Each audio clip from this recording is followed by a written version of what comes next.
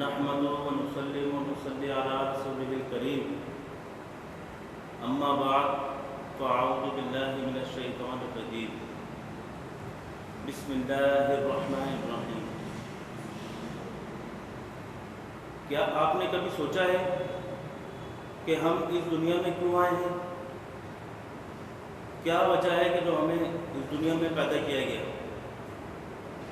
آئیے قرآن مجید سے اس کا جواب لیتے ہیں۔ اللہ تعالیٰ سورۃ الملک میں ارشاد فرماتا ہے الذی خلق الموت والحیاۃ لیبلوکم ایکم احسن عملا، کہ اللہ رب العالمین نے زندگی اور موت کی تخلیق اس وجہ سے فرمائی ہے کہ وہ جانچ سکے کس کا کام زیادہ اچھا ہے۔ دوسری جگہ ارشاد فرماتا ہے وَمَا خَلَقْتُ الْجِنَّ وَالْإِنسَ إِلَّا لِيَعْبُدُونَ۔ اس کا ترجمہ یہ ہے کہ اللہ رب العالمین نے انسان اور جنوں کو صرف اپنی عبادت کے لیے ہی پیدا فرمایا ہے۔ تو ہمیں معلوم ہوا کہ ہماری تخلیق کا مقصد اللہ رب العالمین کی عبادت کرنا ہے۔ اب عبادت کرنے سے ہمیں کیا حاصل ہوگا؟ عبادت کرنے سے ہماری آخرت سنورے گی، کیوں کہ آخرت کے لیے جو ہمارا زیادہ راہ ہے، جو ہمارا اکاؤنٹ بیلنس ہے، وہ صرف اور صرف عبادت اور نیک اعمال کے ذریعے سے ہی حاصل ہو سکتا ہے۔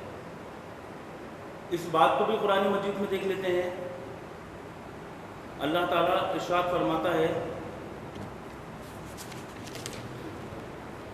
سورہ بنی اسرائیل وَمَنْ أَرَادَ الْآخِرَةَ وَسَعَى لَهَا سَعْيَهَا وَهُوَ مُؤْمِنٌ فَأُولَئِكَ كَانَ سَعْيُهُمْ مَشْكُورًا۔ اس کا ترجمہ یہ ہے کہ اور جو آخرت کا ارادہ رکھتا ہے، یعنی آخرت میں بھلائی چاہتا ہے اور اس کے لیے ایسی کوشش کرتا ہے کہ جیسی کوشش کرنا چاہیے، اور اس حال میں کہ وہ ایمان والا بھی ہو، تو یہی وہ لوگ ہیں کہ جن کی کوشش کی قدر کی جائے گی۔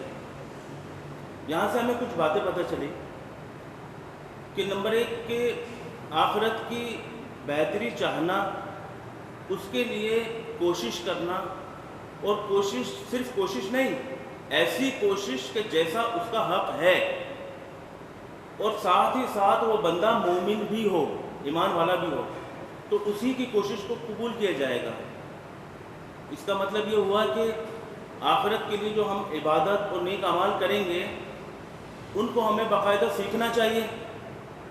جیسا کہ آج کل کا عرف ہے کہ بس نماز پڑھتے ہوئے دیکھا، تھوڑا بہت آیتیں سورتیں یاد کرنی ہیں اور نماز پڑھنا شروع کر دی۔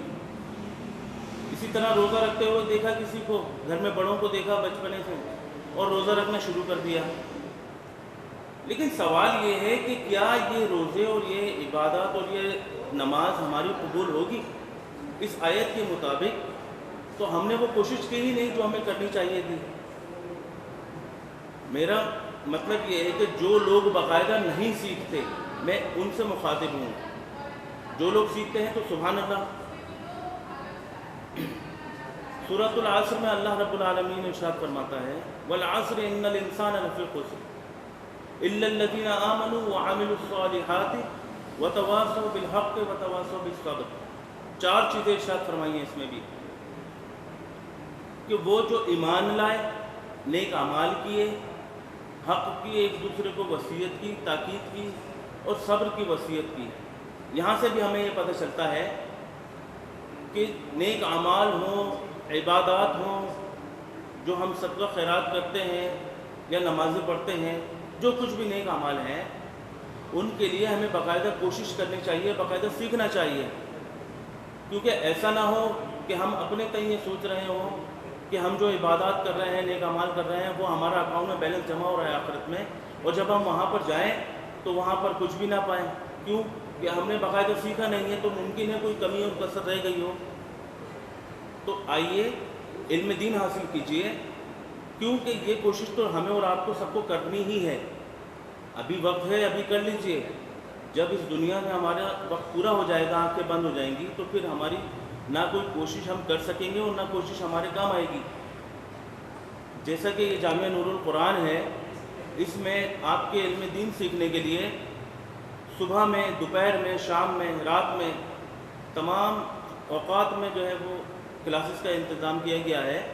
صبح فجر کے بعد الحمدللہ اب نئی کلاسز سٹارٹ ہو رہی ہیں کہ جو لوگ شام میں، دوپہر میں بزی ہوتے ہیں وہ صبح میں آ جائیں۔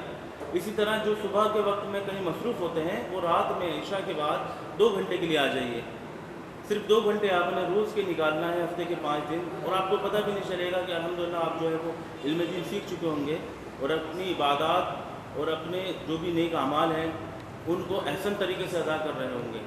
تو آئیے ہم اور آپ مل کر علم دین سیکھتے ہیں اور اپنے آخرت کو سنوارنے کی بہتر طریقے سے کوشش کرتے ہیں۔